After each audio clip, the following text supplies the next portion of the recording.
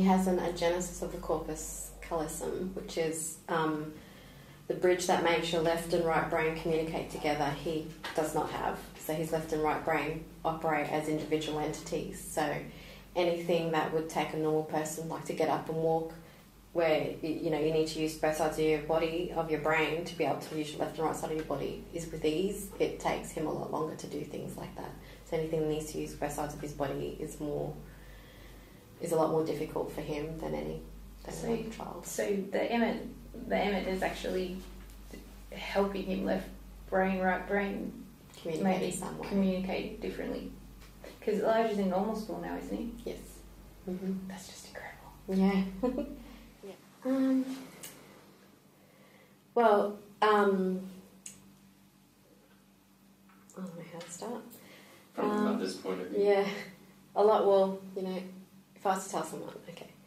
Elijah couldn't sit up or anything and move and started taking Elijah C. Ross to begin with. He'd already been through so many specialists. So, obviously it was all sceptical. I'm going to cry because whatever Ross did started to change his life. He could sit up.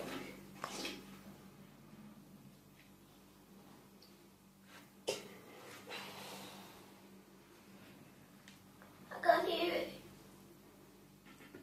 What's it?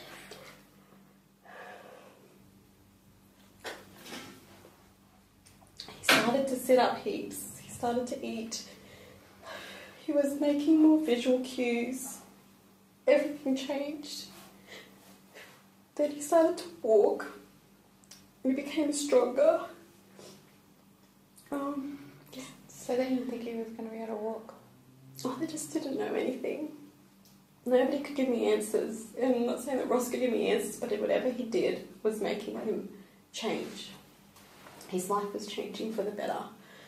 And then, I guess from then on in, I just went all alternative to make his life better and kept Emmett as part of it to make sure that we could keep him up. When I moved to Cairns, I used to drive all the way to Townsville until we found that you were here. So how often does Elijah have to have tests or get tested?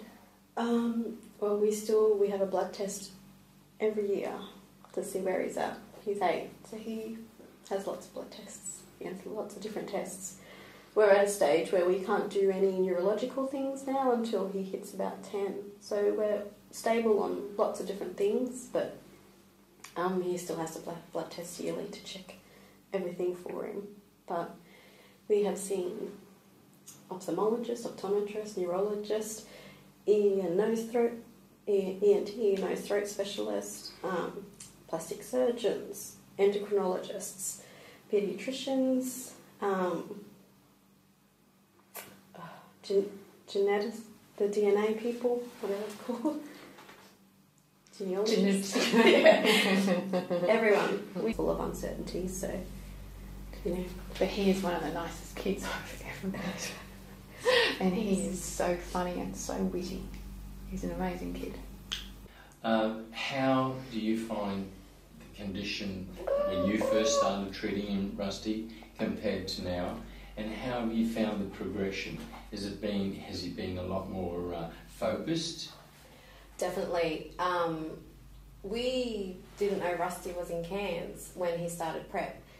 He couldn't handwrite. He had no focus. Now, because he has of his disability, he has his own individual learning plan. He's up to 10 minutes attention, like small classes, and his handwriting has progressed heaps because he has the ability to stay focused. Look at my reading it. And that's by regular, maintenance with Rusty to ensure that everything's in place.